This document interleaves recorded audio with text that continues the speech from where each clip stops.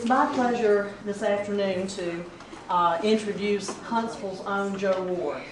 Many of you already know him. Joe hails from his younger years in Mississippi, and he earned degrees, BS and MS from Mississippi State.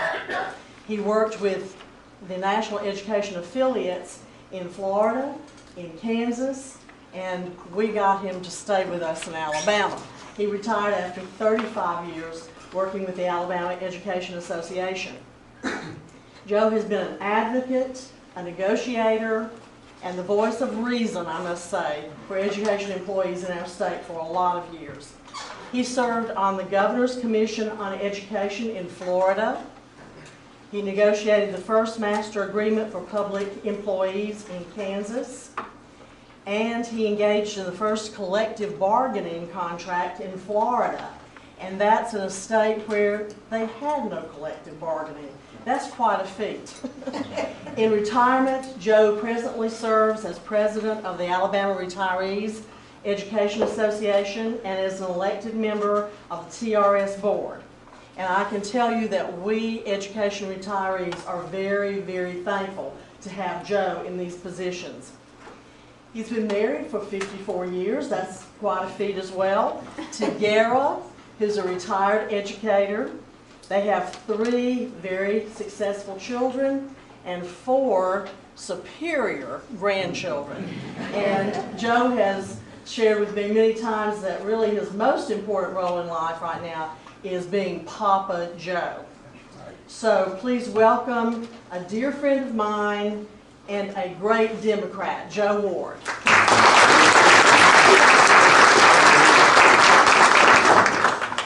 Thank you, T. This crowd really tunes me up and turns me on. Let me tell you why. Because this is what a Democratic Party meeting ought to look like. We're multiracial. We're old and young. Some of us are smart. Some of us are dumb. But we won't go into that. He was telling about my wife. I had a bad experience with her the other day. Some of you know I've lost about 60 pounds in the last year. And it was on purpose. Well, the other morning at breakfast, she said, you know, losing all that weight makes you look old. I said, I am old. I'm supposed to look old. So, you know, you have times that people try to give you a compliment, but maybe it backfires just a little bit. The Democratic Party didn't get to the valley that we're in now overnight. It took us 136 years. I can tell you we're not going to get out of the valley in overnight, and it's not going to take 136 years, but we can climb to the mountain again. Let me give an example. House District 10 in Madison County, I think Bob Harris would agree with me, is probably known as one of the reddest of the red Republican districts in the entire state of Alabama, Shelby County.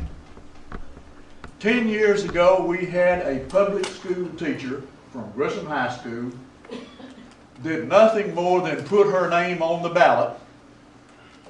She had no money, she had no staff, she had no support or endorsements, and at the end of the way, she got 36% of the vote. Now, what that tells me, folks, is we've got a lot of Democrats out there that are still Democrats, but they're disappointed, they're disillusioned, and they've surrendered. We can't afford to let them surrender any longer. We've got to energize these folks, and we've got to get them to vote.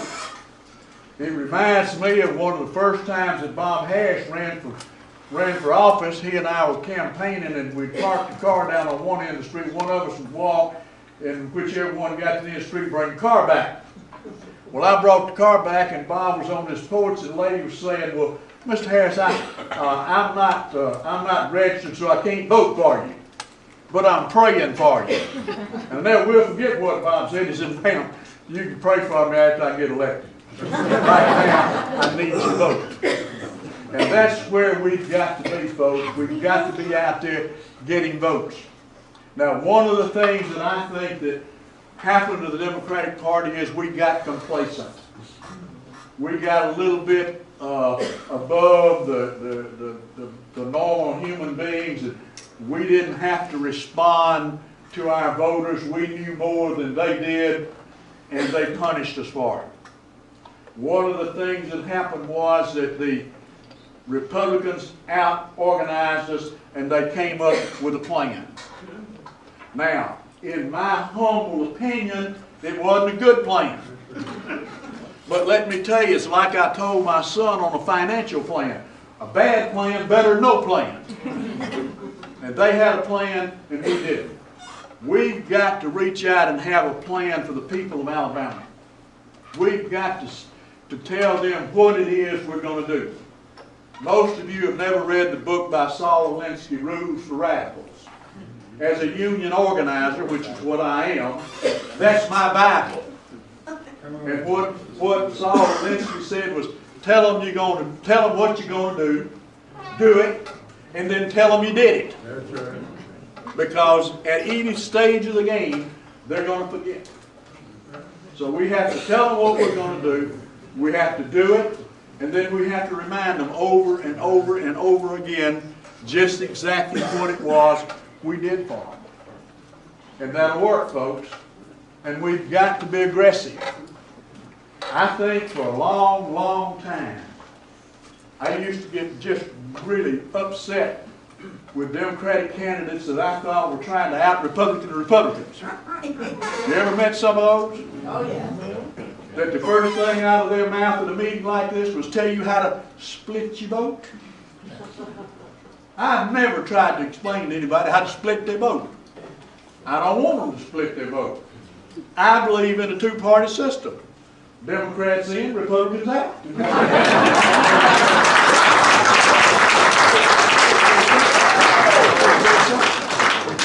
We've got to be able to explain to our folks and be articulate about what's going on. Let me give you another example. I bet you over our lifetime, just about every member of the United States Senate, every governor, congressman, prime minister of other countries stood before the Berlin Wall and made a speech. But you only remember what one man said. When John Kennedy stood before the wall, he said, "Ich bin ein Berliner." I am a Berliner. That burned in the hearts and the minds of the people of Europe. And little kids today are still taught what John F. Kennedy said. I'll give you another example. At Gettysburg, the man who spoke before Abraham Lincoln was a senator from Ohio. Nobody remembers his name. He was known as one of the greatest orators in the history of the United States Senate. He spoke for 2.5 hours. For the next 2 weeks, every newspaper in the United States printed his address word for word. It took about 4 or 5 pages. And they said at the bottom of every one of those, and the president spoke briefly.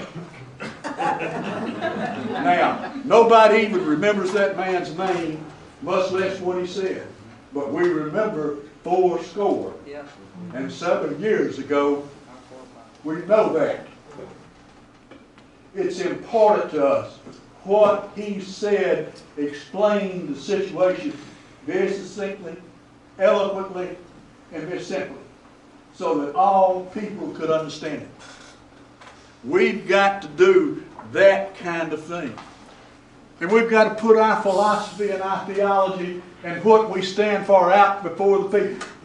I was so enthused at this Democratic National Convention because for the first time since I was 9 years old in 1948, and I've listened to radio and TV, for the first time in 60 years, the Democratic National Convention acted like Democrats. Isn't that amazing thing? They acted like Democrats. I tell people, I'm something you've heard of all your life and never met.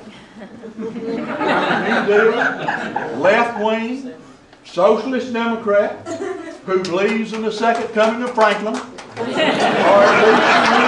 least in the Illinois. I made that decision very early in life because I saw what the two parties stood for. I saw the party that stood for great wealth and privilege. I saw the party in my part of the state of Mississippi. When I was in elementary school, we lived outside the city, outside the city limits. No running water, no electricity, outhouse, one heater in the house. I don't remember those days with nostalgia. And I'm here to tell you that ADRC did not exist in real life. It was a TV program. Didn't exist. A lot of these people are nostalgic for an era that never happened and never will happen. It's fantasy on their part. We've allowed the Republican Party to identify us. They have convinced our people. Morality, now rape, pillage, plunder, murder is just good business. We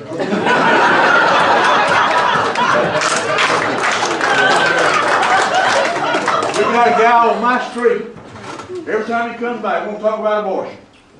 2 years ago, I finally told him, I said, look, Jack, I'm 75 and my wife is 74. Unless you see a star in the east, we ain't worried about abortion. That's not a big deal around my house. But people get distracted with these kinds of issues.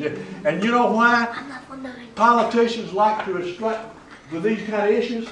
So they don't have to deal with the real stuff.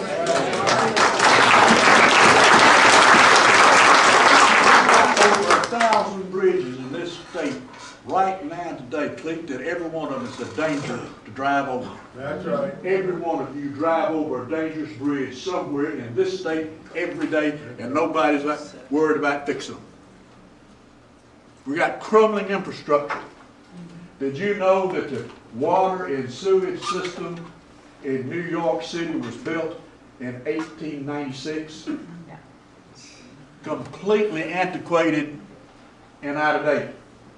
But we're still using those kinds of things. We've got to be concerned about people. Look at this beautiful facility. Wonderful place. But let me tell you, ladies and gentlemen, let me tell you, within 20 miles in any direction you go, right here from this beautiful facility, I can show you obscene poverty, that's right, degradation, that's right, bad health, and no hope. That's right. And in a country like ours, that's not only unacceptable, it's criminal. I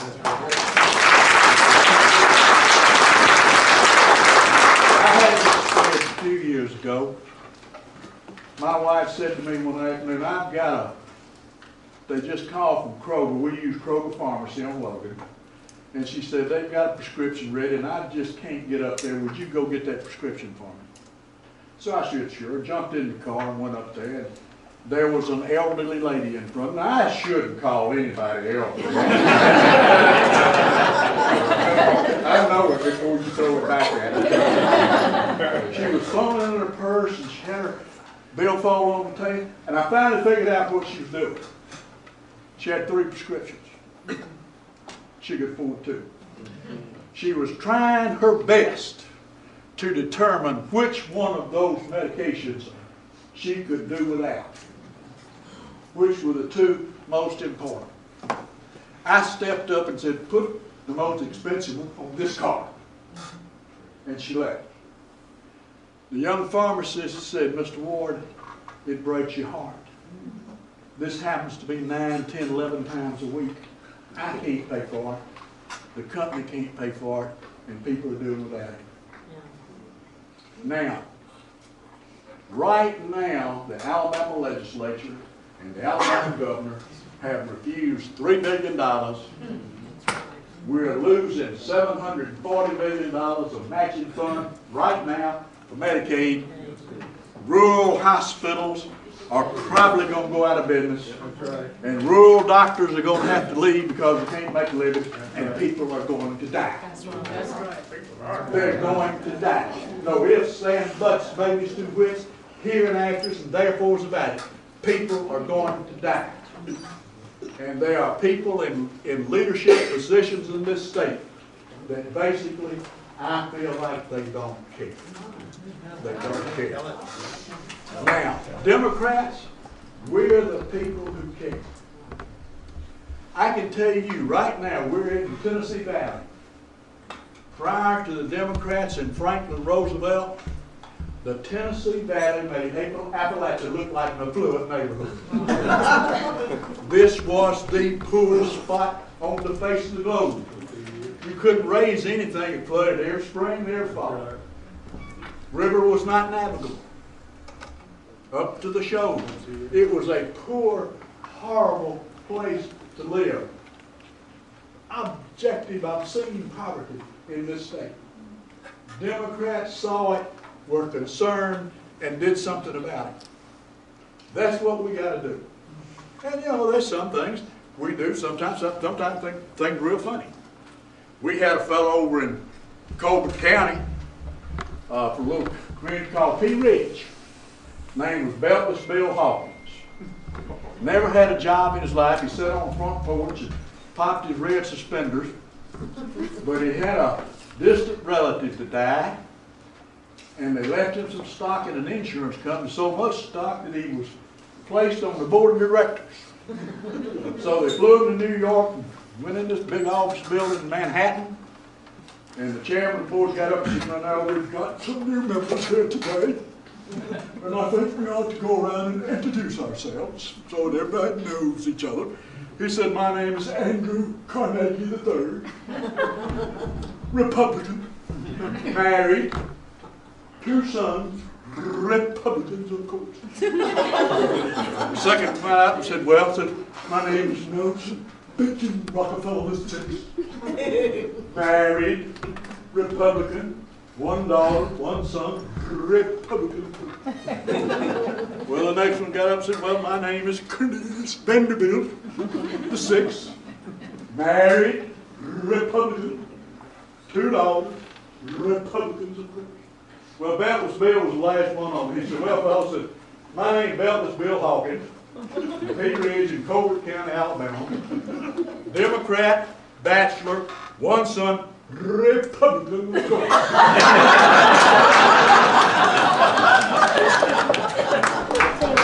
I just couldn't leave without telling that one.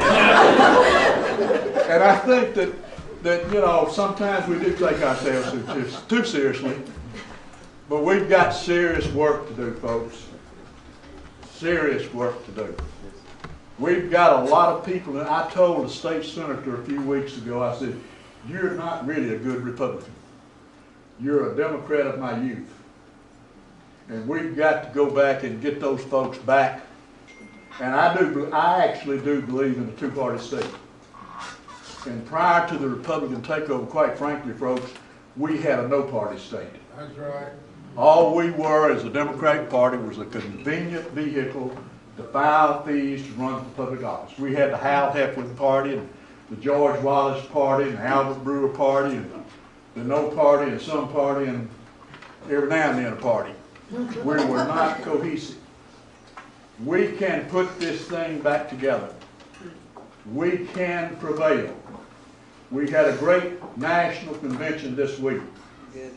I never thought again in my lifetime I would see what happened in Philadelphia this week. And it made me enthused. It gave me hope for the future. The people in this room can turn this thing around and have hope for the future and do something for my children, my grandchildren, your children, and our great-grandchildren. My hat's off to you. I know you can do it. I know you're dedicated, and let's all get together as Hillary Clinton said, together we can do it, and we can do great things. Thank you.